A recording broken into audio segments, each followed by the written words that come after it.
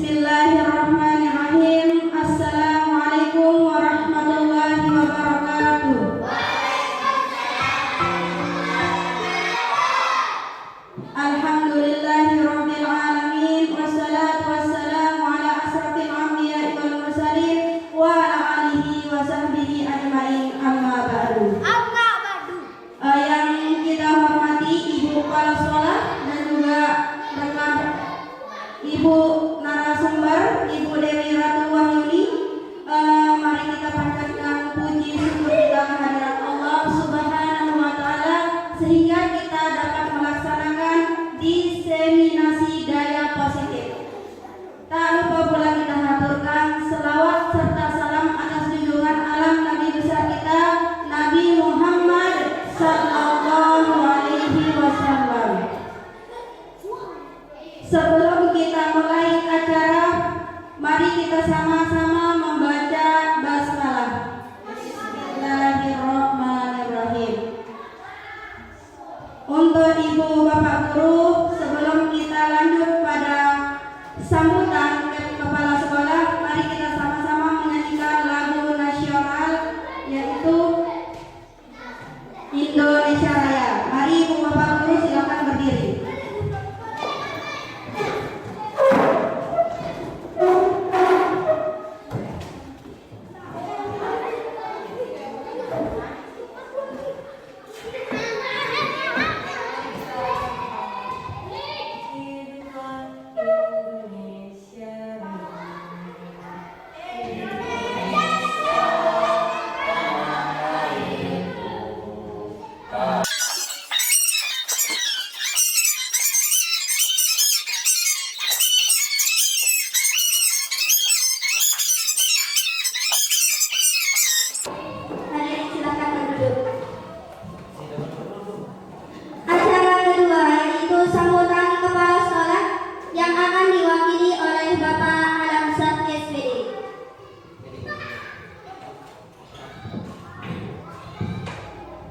Bismillahirrahmanirrahim. Assalamualaikum warahmatullahi wabarakatuh.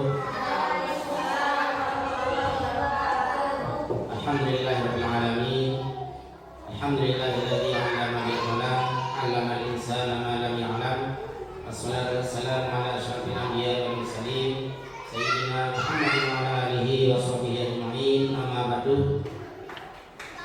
Ibu kepala sekolah yang saya hormati, Ibu narasumber, Ibu Dewi Ratu Wahyuni SPD yang saya banggakan, Bapak Ibu keluarga besar SD Negeri Tadiraken yang semoga kita dirahmati Allah Subhanahu wa Ta'ala. Amin ya rabbal alamin. Pertama-tama mari kita panjatkan puja dan bersyukur kepada Allah Subhanahu wa Ta'ala yang mana atas limpahan nikmatnya, karunia-Nya, taufik serta hidayahnya, sehingga alhamdulillah di pagi ini menjelang siang kita dapat berkumpul di tempat ini dalam rangka menjalankan titah kita, nafakilas kita sebagai guru, sebagai pendidik, sebagai pahlawan tanpa tanda jasa, dan mudah-mudahan kita semua selalu dapat petunjuk dari Allah Subhanahu wa Ta'ala. Amin ya rabbal alamin. Selawat serta salam tidak lupa kita aturkan ke baginda kita Nabi Nabi besar Muhammad Sallallahu Alaihi Wasallam. Semoga kelak kita semua mendapatkan syafaat di yaumil uzma. Amin ya rabbal alamin. Dan mari kita sama-sama baca selawat. Allahumma sholli ala Muhammad wa ala ali sayyidina Muhammad. Ibu kepala sekolah, ibu narasumber, bapak ibu dewan guru yang saya hormati, mohon maaf, beri maaf jika ada hal-hal yang kurang berkenan nantinya saya sampaikan. Di mewakili ibu kepala sekolah menyampaikan sambutan ini, pertama saya mengucapkan banyak-banyak terima kasih dan apresiasi yang setinggi-tingginya pada Ibu Dewi Ratu Wahyuni yang selama ini terus berjuang tanpa mengenal lelah, ya, dan intinya untuk berjuang, untuk berinovasi, mengadakan perubahan, dan semua itu semoga kelaknya dibalas dan selalu mendapatkan ridho Allah Subhanahu wa semua, amin ya rabbal alamin. Dan selanjutnya ya mudah-mudahan kedepannya juga Ibu Dewi Ratuyuni Wahyuni yang saat ini sedang mengikuti proses untuk guru penggerak, mudah-mudahan bisa memberikan yang terbaik kepada sekolah kita secara khusus dan lembaga lain atau kepada anak bangsa secara umum. Amin ya rabbal alamin. Tadi itu saja yang perlu saya sampaikan. Terima kasih atas waktu yang diberikan dan semoga kita menjadi bidik yang hebat dan mudah-mudahan kita telah mendapatkan surganya Allah Subhanahu wa taala. Amin ya rabbal alamin. Demikian saja. Allahumma bihadi dasar. Assalamualaikum warahmatullahi wabarakatuh. Waalaikumsalam warahmatullahi wabarakatuh. Acara ketiga, penyampaian materi dari calon guru penggerak Dewi Ratu Wahyuni angkatan 11 mengenai diseminasi daya positif. Kami persilakan waktu dan tempatnya.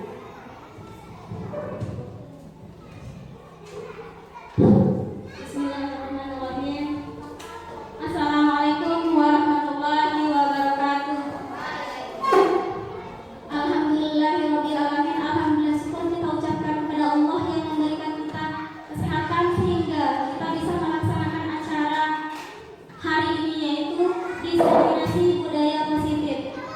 Tak lupa pula kita haturkan sholawat serta salam kepada junjungan kita Nabi Muhammad sallallahu alaihi wasallam dengan ucapan Allahumma sholli ala sayyidina Muhammad wa ala ali sayyidina Muhammad.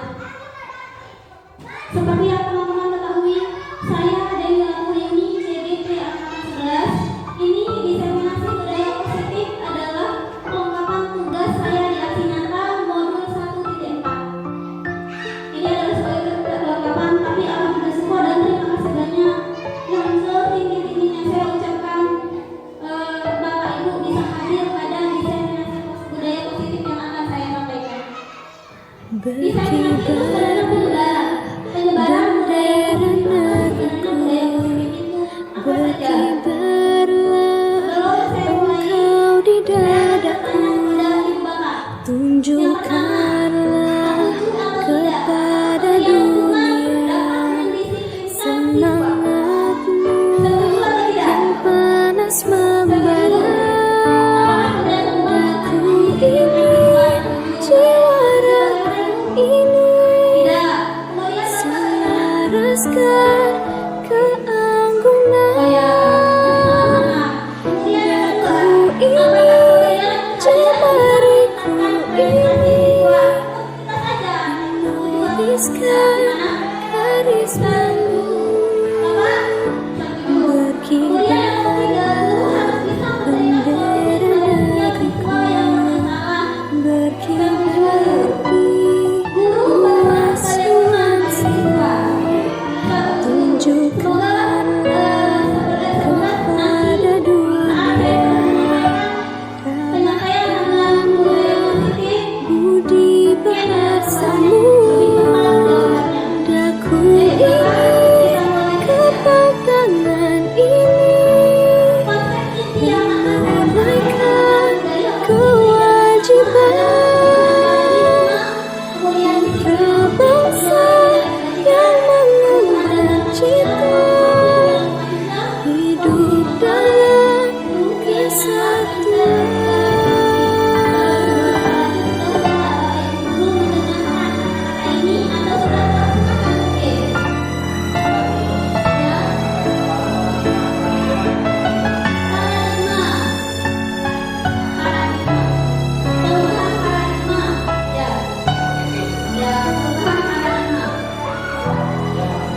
Ya,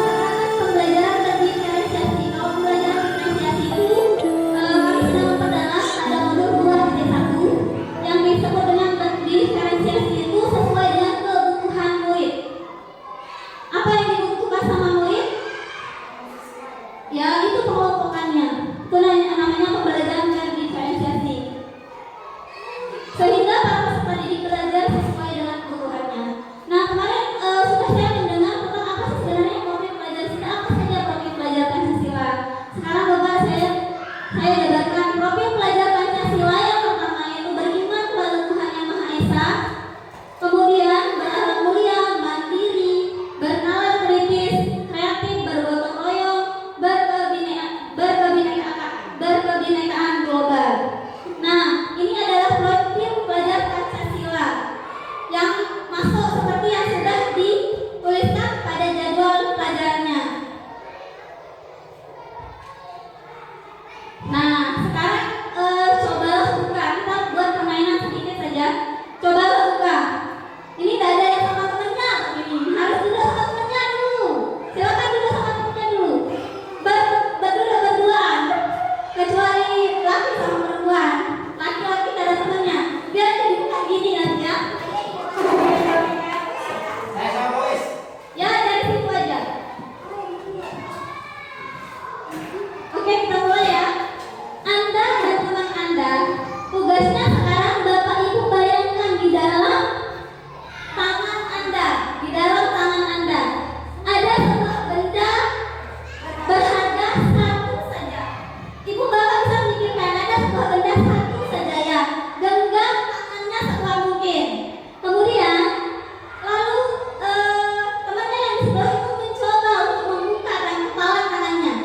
Mencoba untuk membuka kepala tangannya. Ya, gini maksudnya. Yang satu seperti dua ini luas. Yang satu menggenggam tangannya bisa satu saja kepala tangan dengan dua-duanya. Satu saja kepala tangan yang temannya sebelah mencoba untuk membuka. Coba sekarang. Ayo, kepala kamu bisa lihat atau apa? Ayo, coba buka. Kemudian boleh temannya sebelahnya itu membujuk, kemudian merayu, kemudian disogok mungkin supaya temannya ini bisa terbuka tangannya. Ayo, 1, 2, 3, buka tangannya. Ya, ada rayuan. Kemudian ada mencoba untuk membuka.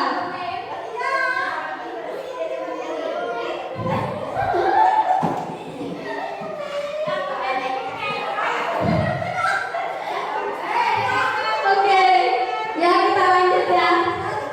Nah, ini adalah dari percobaan yang Bapak Ibu lakukan.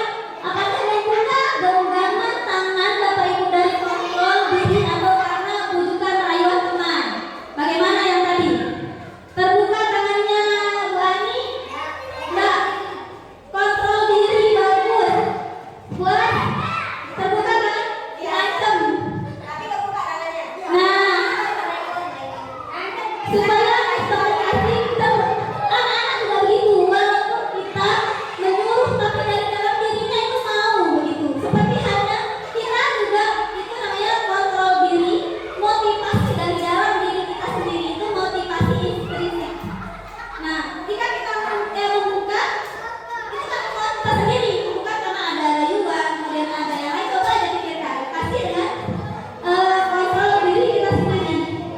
Ya, tanpa kita sadari itu saya ini ternyata membukanya buka sendiri itu karena keinginan dari diri sendiri, bukan karena ada hadiah, ada rayuan, ada ancaman begitu. Itu pun anak-anak kita. Kita sudah membuatkan jadwal pelajaran, mereka mau sendiri nyaman. Ya, itu namanya kontrol diri sudah ada pada diri mereka sendiri. Nah, ini mengatakan konsepsi dari teori kontrol tentang teori kontrol. Yang pertama, Ibu Bapak pasti berpikir bahwa guru mengontrol murid. Ya enggak? Kita sebenarnya mengontrol murid. Kamu ini sebenarnya murid itu mau mengerjakannya dari dalam dirinya sendiri, bukan kita yang mengontrol murid kita. Kemudian bahwa penguatan positif, efektif dan bermanfaat. Padahal bukannya. Kemudian bahwa kritik dan membuat rasa bersalah mampu menguatkan karakter. Kemudian bahwa orang dewasa berhak memaksa. Sebenarnya tidak itu dari kontrol diri. Kemudian ini adalah mengubah paradigma stimulus respon ke pendekatan teori kontrol. Yang sebenarnya responnya kita yang kita pikirkan, kemudian kontrolnya bagaimana realitas untuk stimulus respon. Realitas kebutuhan kita sama, sedangkan teori kontrol mengatakan kebutuhan kita berbeda. Ya, nah semua orang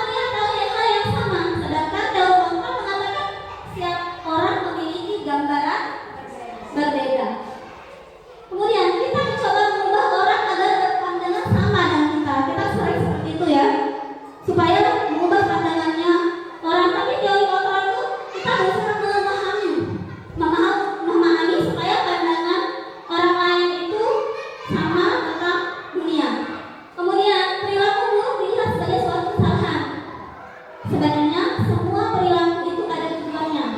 Ini nanti menyangkut kepada segi 3 restitusi. Orang lain bisa mengontrol saya, sedangkan terkontrol hanya ada yang Anda yang bisa mengontrol diri Anda. Seperti yang tadi, saya mau mengatakan saya karena dari dalam dirinya sendiri. Saya bisa mengontrol orang lain, Anda tidak bisa mengontrol orang lain sebenarnya. Sama halnya murid-murid kita tidak bisa mengontrol mereka kalau mereka tidak mau mengerjakannya. Memberikan tugas, kalau mereka tidak mau sendiri, ya tidak mungkin akan bisa terlaksana. Pemaksaan ada pada saat rujukan gagal. Itu menurut pengetahuan, kolaborasi dan konsensus menciptakan pilihan-pilihan baru. Kemudian yang terakhir, model berpikir menang atau kalah, sedangkan teori kontrol model berpikir menang. Hanya menang, saya menang gitu.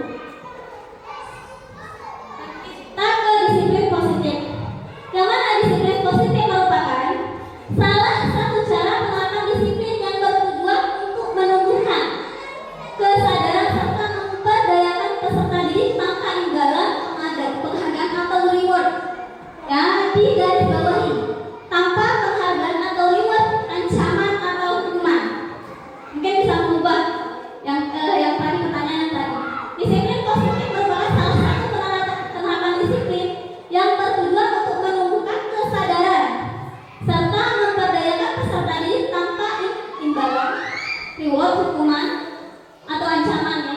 Kita sebagai seorang pendidik bertujuan untuk menciptakan peserta didik yang memiliki disiplin diri sehingga mereka berperilaku mengacu pada nilai-nilai kebajikan universal.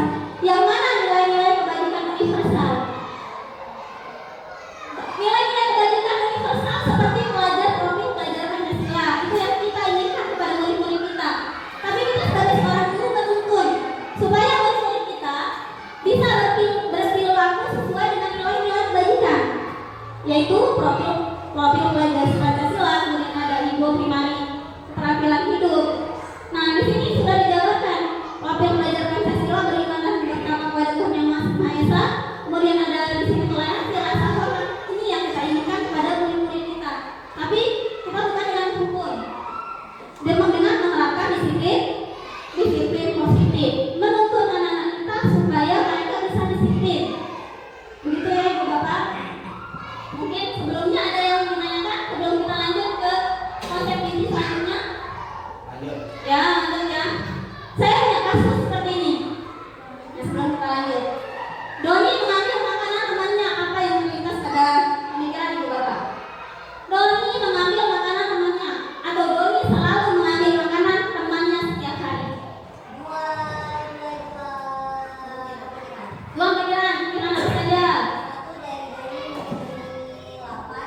Oh ya, bagus. Apa lagi? Karena Doni lapar. Kemudian ada lagi karena kebiasaan. Bagaimana Bapak? Apa yang terlintas pada setelah membaca Doni? Ada kasus seperti Doni mengambil makanan temannya setiap hari. Karena lapar. Oke, setelah melihat kebutuhan dasar manusia ini, kebutuhan dasar manusia ada 5. Supaya kita tahu kebutuhan dasar manusia, kebutuhan dasar anak-anak kita, kebutuhan dasar kita, maka segala sesuatu yang kita lakukan untuk mendapatkan apa yang kita inginkan, seluruh tindakan yang kita lakukan memiliki tujuan tertentu, dan semua usaha terbaik yang kita lakukan adalah dalam rangka agar kebutuhan dasar kita terpenuhi dengan baik. Seperti kasus yang tadi, Doni mengambil temannya, kebutuhan apa yang akan dipenuhi sama Doni, gitu ya. Nanti kalau kita bertanya sama Doni, kebutuhan dasar apa yang ingin kamu penuhi sehingga kamu setiap hari mengambil makanan temanmu. Bisa saja makanan temannya itu beda-beda, sedangkan Doni setiap hari sama. Kemudian karena senang, itu kesenangannya. Kemudian karena lapar, seperti yang dikatakan Bu Ani tadi. Nah, kita lihat ada 5 kebutuhan dasar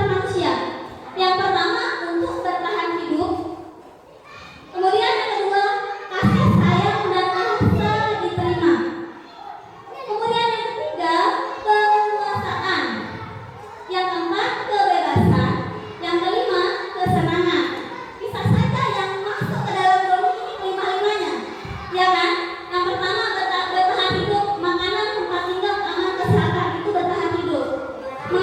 Doni mengambil makanan temannya karena lapar, ingin bertahan hidup. Kemudian yang kedua, kasih sayang dan rasa diterima, ingin dipedulikan dengan diperhatikan oleh gurunya, itu kan?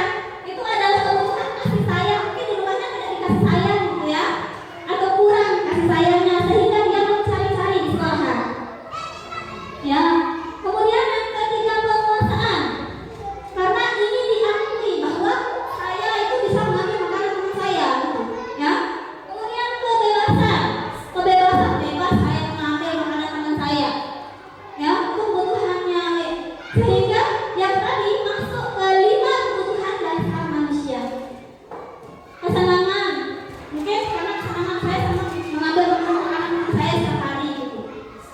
Ya, sehingga kita sebagai seorang guru, maka jika ada siswa kita melakukan sesuatu, maka kita harus tahu kebutuhan dasar apa yang mereka inginkan. Begitu ya Bapak Ibu. Nah, di sini ada motivasi perilaku manusia. Yang pertama motivasi eksentrik, yang kedua motivasi intrinsik. Kalau yang seperti saya jabarkan, seperti yang tadi di awal, motivasi intrinsik itu ada dalam diri kita. Seperti teori kontrol, kita kontrol diri kita dari dalam diri. Kemudian kalau eksentrik, untuk menghindari ketidaknyamanan, hukuman, untuk mendapatkan imbalan, penghargaan dari orang lain. Jika anak atau kita sebagai seorang guru ingin dianggap sama kepala sekolah, saya mau nyambut ada kepala sekolah gitu.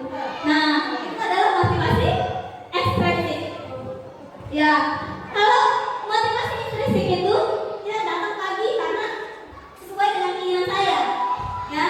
Kemudian menyambut sesuai dengan angan saya, keinginan saya. Itu ya Bapak Ibu, bisa dimengerti? Atau ada pertanyaan selebihnya? Supaya kita mengerti, ada 3 di sini: hukuman, konsekuensi, restitusi. Bagaimana cara kita menghadapi anak-anak kita, yaitu apakah dengan hukuman, konsekuensi, atau restitusi, agar bisa dibedakan, ya. Yang hukuman apa, konsekuensi apa, restitusi, yang mana yang akan kita pakai sebagai seorang guru? Yang pertama, hukuman tidak terencana atau tiba-tiba. Kemudian murid tidak tahu apa yang akan terjadi atau tidak dilibatkan. Kemudian bersifat satu arah, baru tahu tentang fisik atau fisikis. Misalnya ada siswa yang telat, kamu hukumannya, nah gitu ya. Tapi tadi sudah di penjelasan awal kan. Kemudian konsekuensi terencana atau disepakati sesuai peraturan. Murid tetap dibuat tidak nyaman, sikap guru selalu memonitor murid. Kemudian restitusi. Kalau restitusi itu proses menciptakan kondisi bagi murid untuk memperbaiki kesalahannya. Kemudian proses kolaboratif yang mengajarkan murid untuk mencari solusi sendiri. Itu nanti di segitiga restitusi. Kalau restitusi itu sendiri, proses menciptakan kondisi bagi murid untuk memperbaiki kesalahannya, di mana seorang murid memiliki kesalahan, tapi dia memperbaiki sendiri. Nah, ada juga proses kolaboratif yang mengajarkan murid itu sendiri mencari solusi sendiri. Ya, itu perbedaan antara hukuman, konsekuensi, dan restitusi. Yang mana yang akan kita pakai sebagai seorang guru? Yang mana menurut ibu bapak yang paling tepat untuk kita gunakan? Yang mana? Restitusi. Lebih tepatnya restitusi. Kenapa? Karena kita ya untuk mencari solusi sendiri, kita mengarahkan siswa itu mencari solusinya, bukan mencari hukuman atau konsekuensinya ini gitu. Nah, di sini ada 5 posisi kontrol kita sebagai seorang guru. Yang pertama sebagai penghukum, ini sering mungkin kita lakukan. Kemudian yang kedua, membuat merasa bersalah. Yang ketiga, sebagai seorang teman. Yang keempat, sebagai pemantau, dan sebagai manajer. 5 posisi kontrol guru, yaitu yang pertama penghukum, kedua membuat merasa bersalah, yang ketiga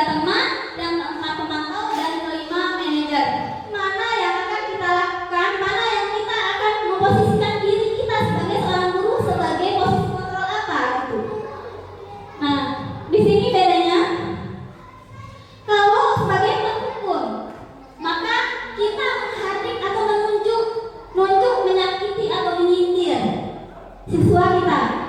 Kemudian yang akan terjadi kalau kamu tidak melakukannya, saya akan. Itu bahasanya kita ya. Ya enggak. Maka hasilnya membentak, itu si anak ini menjadi pemberontak, kemudian pendendam, menyalahkan. Kalau kita posisi kontrol guru sebagai penghukum. Kemudian kalau membuat orang merasa bersalah, kita sebagai guru misalnya kontrolnya sebagai orang merasa bersalah, maka yang kita buat menceramahi, menunjukkan kekecewaan, kemudian ya, dan hasil yang akan kita dapatkan pada siswa kita atau kita juga sebagai orang tua bisa menjadi posisi kontrol apa di sini, ya? Apa yang kita inginkan kepada anak-anak kita? Hasilnya menyembunyikan atau menyangkal ini kalau kita menjadi membuat orang merasa bersalah. Seringnya kita demi itulah kamu begini, kayak gitu ya. Kemudian sebagai seorang teman, jika posisi kontrol kita sebagai seorang teman, maka hasilnya adalah ketergantungan. Siswa kita tergantung sama kita, anak kita juga tergantung sama kita, karena kita posisikan kita sebagai teman. Kemudian sebagai pembantu, maka hasilnya menyesuaikan bila diawasi. Nah, kalau sekarang kita sebagai manajer di sini, kalau sebagai manajer biasanya kita mengajukan pertanyaan-pertanyaan gitu ya. Kita mengajukan pertanyaan dulu, kenapa kamu memukul temanmu? Apa masalahnya? Itu. Sebagai manajer. Kemudian hasilnya menguatkan watak atau karakter siswa. Ya, ini adalah 5 posisi kontrol guru. Nah, ini contoh penerapan posisi kontrol. Siswa tidak memakai atribut lengkap saat upacara. Kalau sebagai penghukum, hormat pada bendera selama 1 jam. Kita hukum guru. Hormat pada bendera selama 1 jam. Itu penghukum. Kemudian kalau bukan merasa bersalah, berapa kali ibu bapak bilang, kamu selalu saja mengecewakan ibu dan bapak. Jadi anak itu merasa bersalah gitu, ya. Kemudian ayo dong ikuti aturan sekolah kalau bantu bapak ibu ya sekali ini. Ya sudah, tidak apa-apa, lain kali jangan sampai berbuat seperti ini lagi, ini teman. Kemudian kamu sudah melanggar peraturan sekolah. Kamu tahu konsekuensinya setelah upacara kamu beli atribut ya, jangan diulangi. Ini sebagai pembantu. Kalau sebagai manajer, maka dia akan mengatakan, apakah kamu tahu kesalahanmu? Kira-kira bagaimana kamu memperbaiki kesalahanmu? Ya, gitu ya. Nah sekarang ini, apakah posisi kontrolnya? Apakah aku? Supaya dimengerti tadi posisi kontrolnya. Saya kecewa sekali dengan kamu. Saya kecewa sekali dengan kamu, itu posisi kontrol apa? Posisi kontrol apa? Saya kecewa sekali dengan kamu. Apa?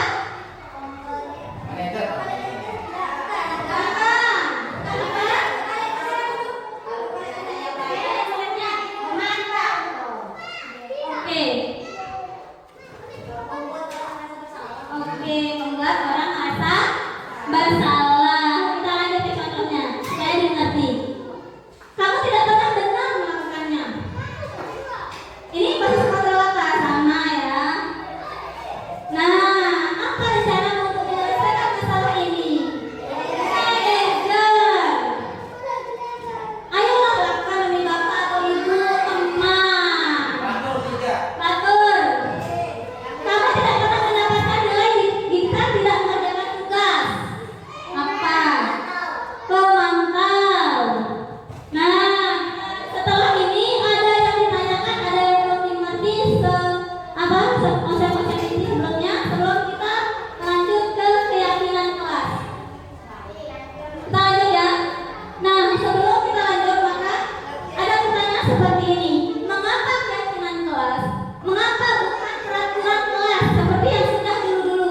Dulu kan ada peraturan kelas. Kenapa tidak kesepakatan kelas lagi? Ada pertanyaan lagi. Bagaimana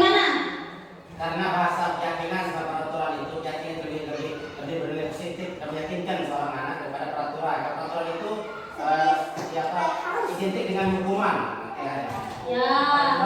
Ketika melanggar peraturan maka ada hukuman gitu. Apa bedanya antara ada yang tadi kan Bu Ani bilang, apa bedanya antara keyakinan dengan kesepakatan? Kalau keyakinan sudah bahasanya universal, kalau kesepakatan itu sesuai dengan kesepakatan kita. Kalau tidak nanti mereka misalnya kenapa tidak nyapu di kelas? Kan keyakinan kelas kita ini. Sedangkan kesepakatan bisa saja kita tidak melakukannya karena itu hanya kesepakatan saja. Tapi keyakinan mereka sudah meyakini sendiri karena mereka yang membuat sendiri. Ya. Oke, pembentukan keyakinan kelas itu bersifat abstrak. Kemudian berupa pernyataan dibuat dalam pernyataan positif. Sedikit saja agar mudah diingat. Sesuai dengan kondisi kelas dan sekolah sehingga mudah diterapkan. Semua warga dilibatkan saat membuat keyakinan kelas. Di sini saat kita membuat keyakinan kelas, sebenarnya untuk kelas 1 sampai kelas 6 kita membuat keyakinan kelas itu yang pertama kita melibatkan semua siswa. Setelah kesepakatan kelas terbentuk, maka ditulis dan menyebarkannya ke warga sekolah. Misalnya orang tuanya dipanggil, ini kesepakatan kelas yang kami buat gitu. Supaya mereka tahu. Ada contoh kesepakatan kelas yang sudah saya buat, tapi ini kurang tepat. Ini adalah contoh kesepakatan kelas yang sudah saya buat. Ini hanya copy paste kemarin. Nah, tapi tadi sudah kita buat dengan anak-anak. Maka yang pertama, disiplin dan tepat waktu. Kalau disiplin dan tepat waktu ini, tadi kan kesepakatan kelasnya harus dengan kata-kata yang mudah diingat. Jangan ditulis disiplin dan tepat waktu, tulis saja disiplin gitu. Disiplin sudah mencapai semuanya, mencakup semuanya dari kebersihan dan kebersihan badan, kemudian ya dari atas sampai bawah, kemudian kebersihan dan semuanya itu disiplin. Kemudian menjaga kebersihan kelas sudah masuk ke disiplin. Berbicara dengan sopan, itu saling menghargai, masuk ke saling menghargai. Kita tulis saja kalau ibu bapak dalam membuat kesepakatan kelas, maka ibu bapak membuat kesepakatan kelas itu tulisannya hanya sedikit saja, yang pertama disiplin, kemudian saling menghormati. Tapi dengan bersama siswa kita menanyakan dulu keyakinan kelas apa yang kalian mau gitu.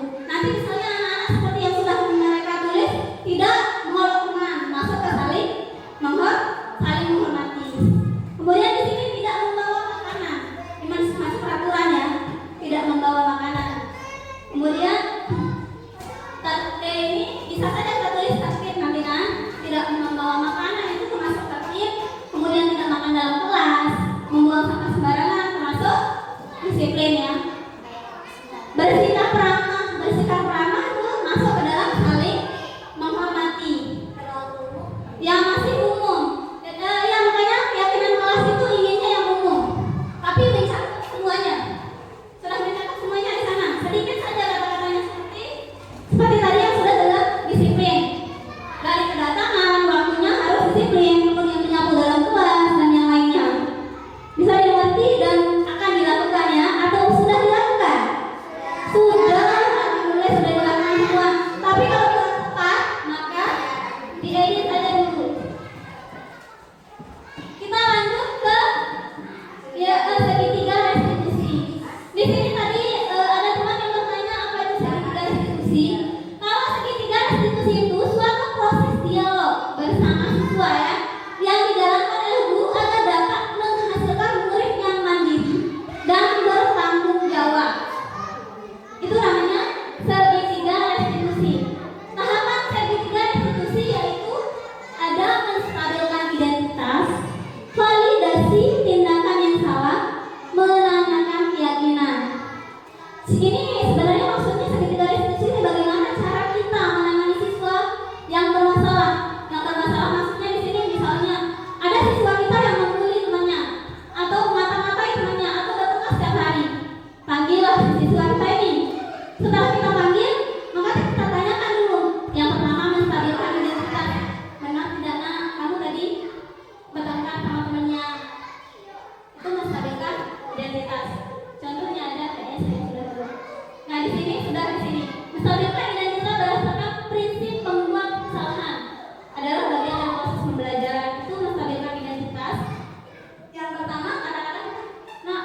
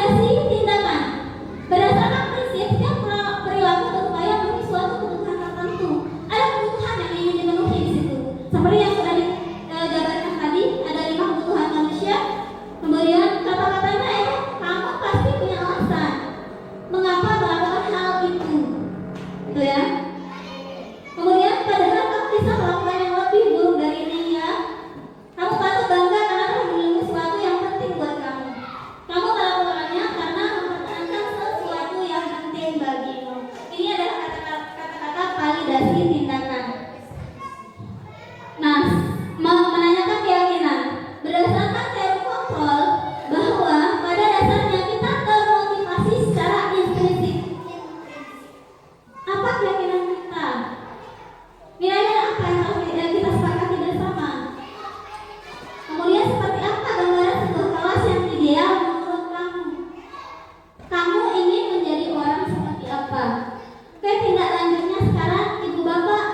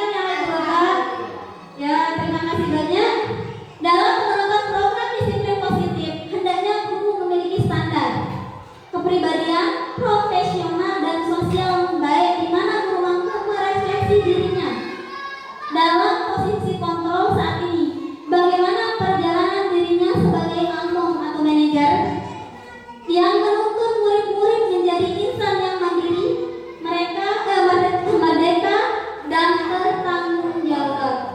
Karena kita sebagai seorang guru hanya menuntun, ya, seperti yang sudah saya jelaskan di awal-awal. Terima kasih banyak. Ini saja yang bisa saya sampaikan. Semoga diseminasi yang sudah saya buat hari ini bisa bermanfaat bagi ibu bapak. Terima kasih. Assalamualaikum warahmatullahi wabarakatuh. Saya serahkan ke moderator. Ibu, benar. Terima kasih. Kita ucapkan kepada Ibu narasumber Dewi Ratu Wahyuni. Yang terakhir yaitu penutup yang akan dipimpin oleh Bapak Al-Ustaz. Kami persilakan. Untuk sekaligus doa.